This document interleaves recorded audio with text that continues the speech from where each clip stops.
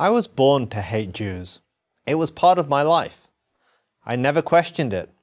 I was not born in Iran or Syria. I was born in England. My parents moved there from Pakistan. Theirs was the typical immigrant story. Moved to the West in the hope of making a better life for themselves and their children. We were a devout Muslim family, but not extremist or radical in any way. We only wished the best for everyone. Everyone except the Jews. The Jews we believed were aliens living in stolen Muslim land, occupiers who were engaged in a genocide against the Palestinian people. Our hatred, therefore, was justified and righteous, and it made me and my friends vulnerable to the arguments of radical extremists. If the Jews were as evil as we had always believed, mustn't those who support them, Christians, Americans, and others in the West, be just as evil?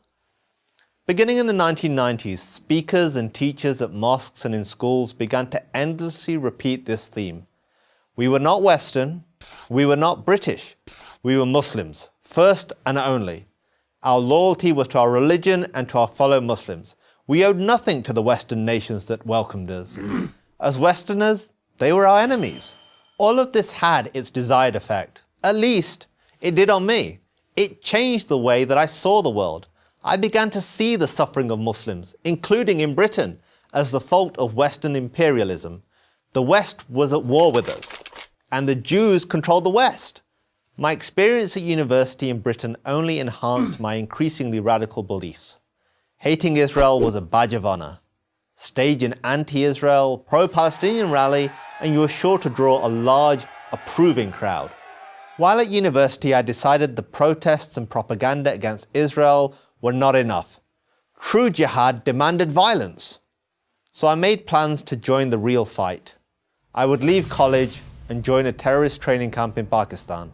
But fortunately for me, fate intervened. In a bookstore. I came across a book called The Case for Israel by Harvard law professor Alan Dershowitz. The Case for Israel? What case could there be?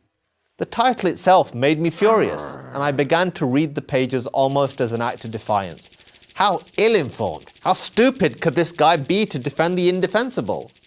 Well, he was a Jew. That had to be the answer. Still, I read, and what I read challenged all of my dogmas about Israel and the Jews. I read that it wasn't Israel that created the Palestinian refugee crisis. It was the Arab countries, the United Nations, and the corrupt Palestinian leadership. I read that Jews didn't exploit the Holocaust to create the State of Israel.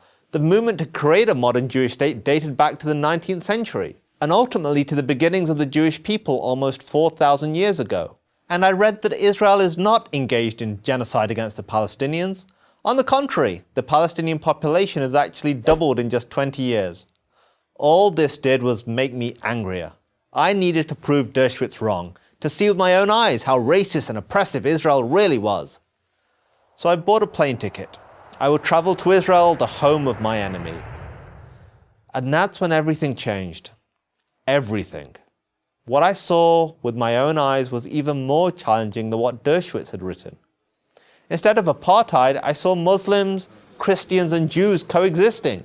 Instead of hate, I saw acceptance and even compassion. I saw a raucous, modern, liberal democracy, full of flaws, certainly, but fundamentally decent. I saw a country that wanted nothing more than to live in peace with its neighbors. I saw my hatred melting before my eyes.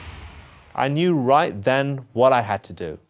Too many people on this planet are consumed with the same hatred that consumed me. They have been taught to despise the Jewish state. Many Muslims by their religion, many others by their college professors or student groups. So here is my challenge to anyone who feels this way. Do what I did. Seek out the truth for yourself. If the truth could change me, it can change anyone. I'm Qasim Hafiz for Prager University. To subscribe to our YouTube channel, click here. To help keep our videos free, donate here.